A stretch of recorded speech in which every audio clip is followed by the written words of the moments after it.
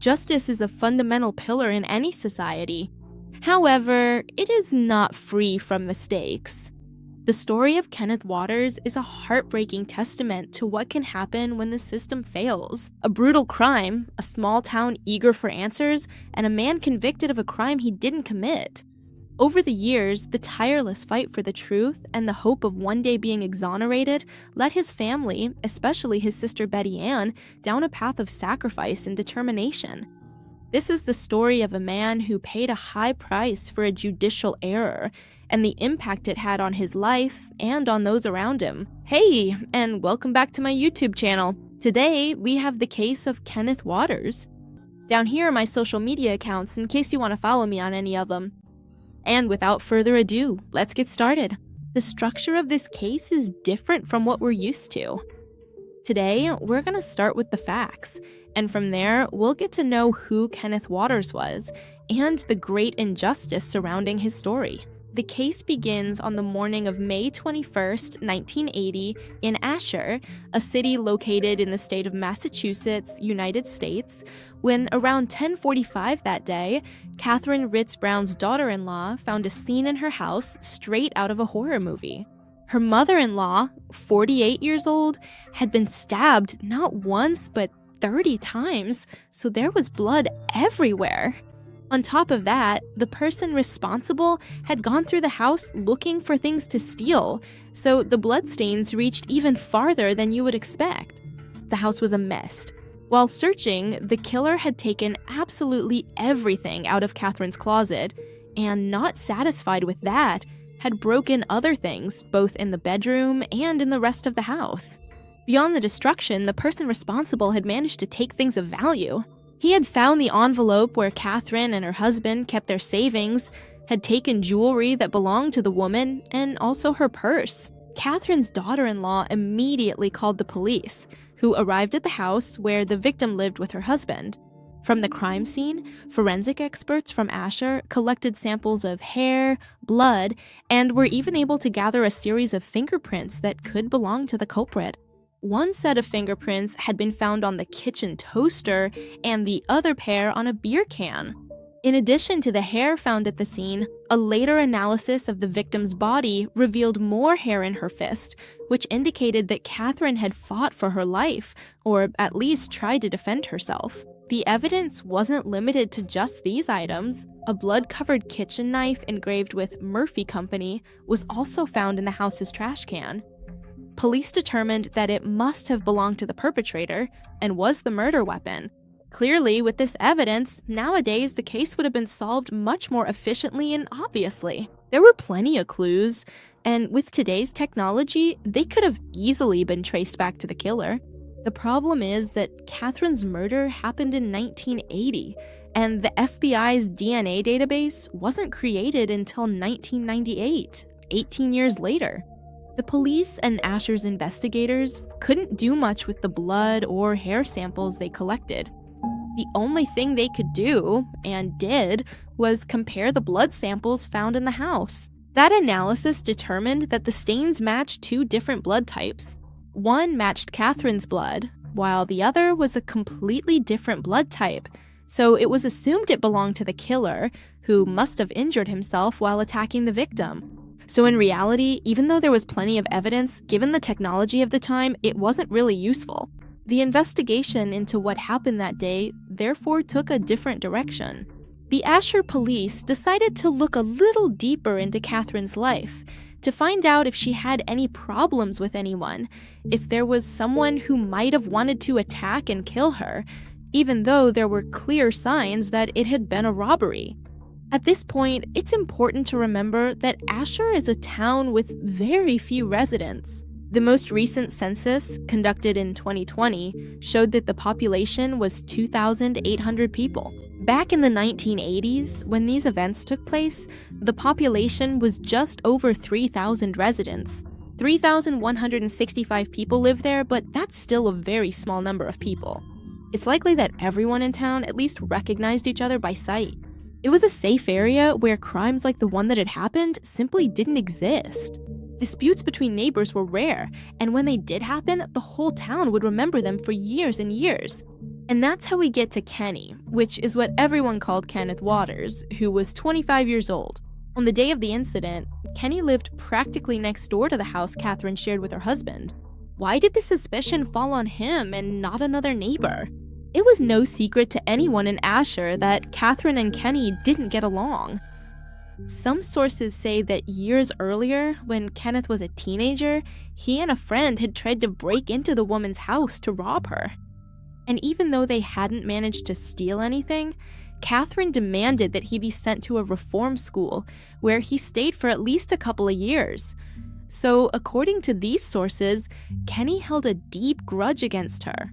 As the years went by, the young man managed to move past this episode and started building his life like anyone else. At the time of the events, Kenny had a steady job at Park Street Diner, one of those classic diners you see in American movies. He lived with his girlfriend, Brenda Marsh, and their daughter, a little girl whose age was never clarified. Catherine used to go to the diner where Kenny worked quite often, so even though they were polite to each other, it was clear they didn't really get along. So when the news became public, more than one resident of Asher pointed the finger at Kenneth, prompting the police to decide to question him that very day. The alibi he provided was solid. He had been working at the diner until 8:30 in the morning. Once his shift was over, one of his coworkers drove him home. And once there, since he was still on probation, he had to check in with his lawyer at the courthouse at 9 o'clock.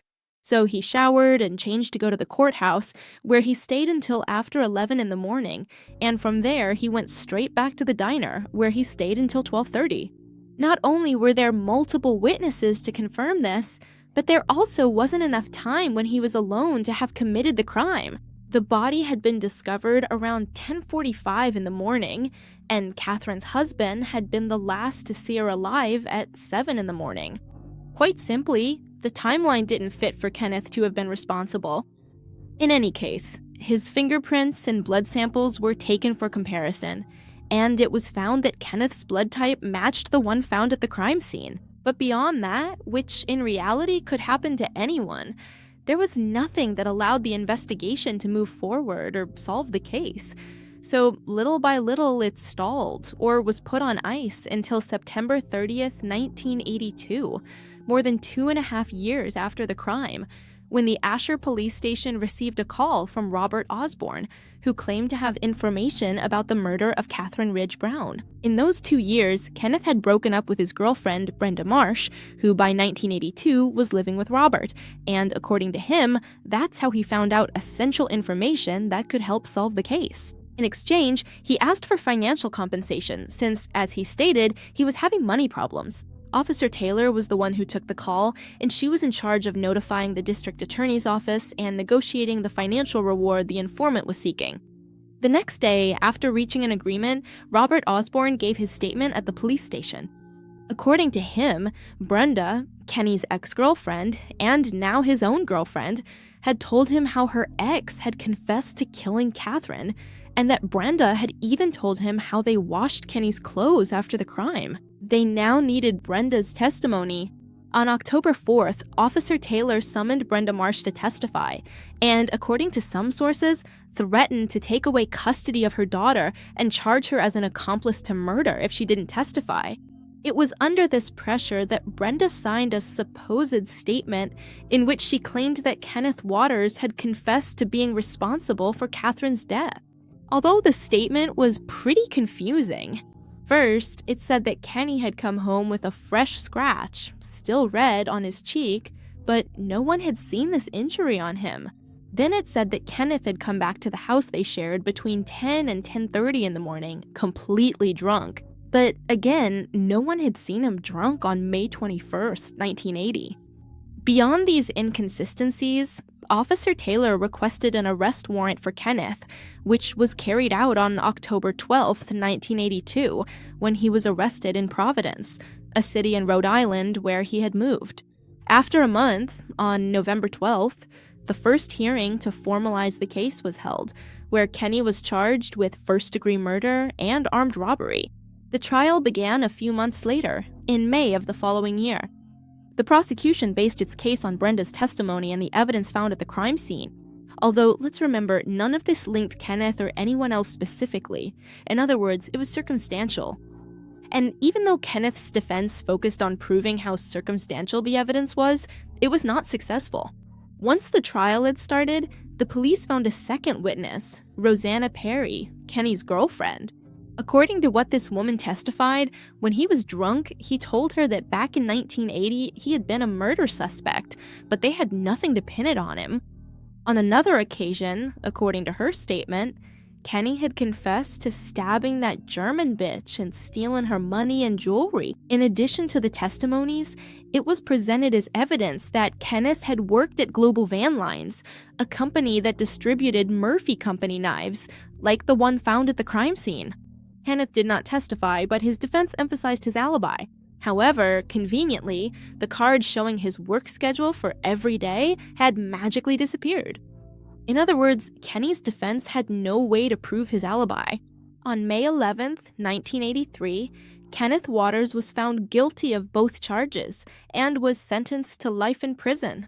Kenneth tried to appeal both charges by presenting new evidence.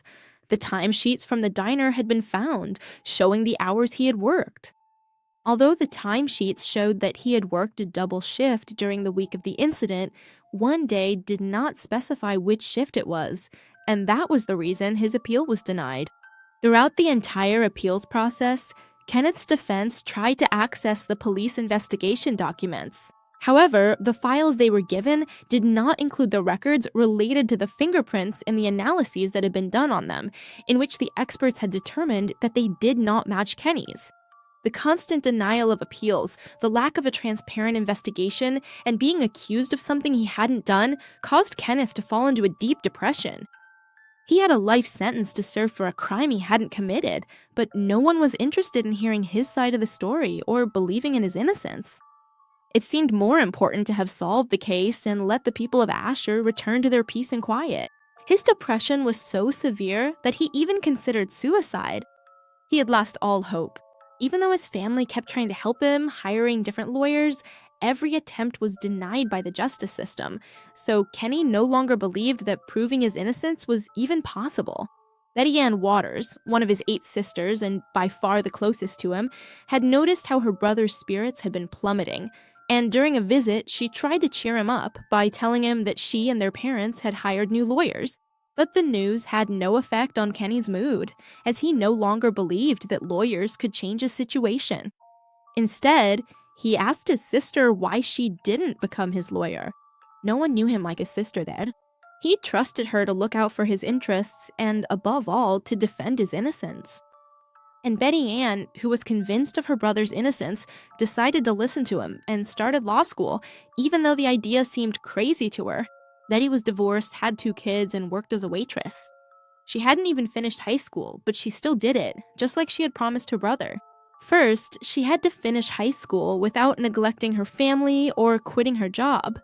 And then she enrolled at Roger Williams University, where she graduated with a law degree in 1999. When she got the necessary permits to start working, she wasted no time in beginning to investigate her brother's case.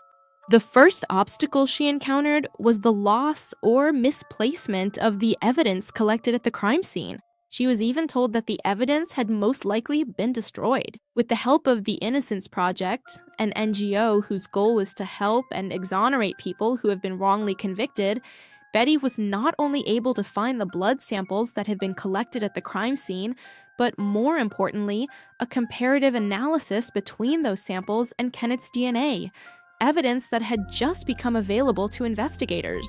The analysis was carried out in the year 2000 and showed that there was no connection between the killer's DNA and Kenny's. In other words, he was not the murderer of Catherine Reed Brown. With this new evidence, his conviction was quickly reviewed and soon after overturned. After 18 years in prison for something he didn't do, Kenneth finally had hope. The court ordered a new investigation, this time led by a state official. This investigation showed that the first one had been incomplete and incompetent, and finally, on March 15, 2001, Kenneth was officially acquitted of the charges that had previously been brought against him. When his innocence was finally proven and he was released from prison, Kenny was already 47 years old. He had spent practically half his life in prison, having to deal with the difficulties and dangers of life behind bars. And that's exactly why adjusting to life outside of prison wasn't easy. Kenny found himself in a world very different from the one he knew before his conviction. He had lost crucial years of his life and was facing a society that often stigmatizes those who have been incarcerated. Despite this, Kenny was determined to make the most of his second chance. One of the biggest challenges he faced was the need to find a place to live and settle into a community that would support him. His family, especially his sister Betty Ann, played a fundamental role in his reintegration into society. As he began his life in freedom, Kenny had to learn how to use modern technology like cell phones and computers, which had changed significantly since the 1980s. In addition to the practical challenges, Kenny also had to deal with the emotional aftermath of his time in prison. The experience of being wrongfully convicted and separated from his family for so long left him with very deep scars. Although Kenny had maintained an unshakable faith in his innocence, he couldn't help but feel affected by the loss of so many years of his life. Fortunately, he was not alone in his recovery process. His family, and especially his sister Betty Ann, continued to give him unwavering support. His circle of friends and advocates also played a crucial role in helping him reintegrate into society. Kenny not only sought to rebuild his personal life, but also became an advocate for criminal justice system reform. He had experienced the system's failures firsthand and wanted to make sure others wouldn't have to go through the same thing. With every new step he took in his life of freedom, Kenny worked hard to find a sense of normalcy and stability that he had lacked for so long. He looked for work and tried to build meaningful relationships with his family and friends. Despite the challenges, he was determined not to let his time in prison define the rest of his life. However, tragedy struck Kenny Waters just 6 months after his release. While he was in Rhode Island, he suffered a fall from a height of about 13 feet, which resulted in a serious head injury.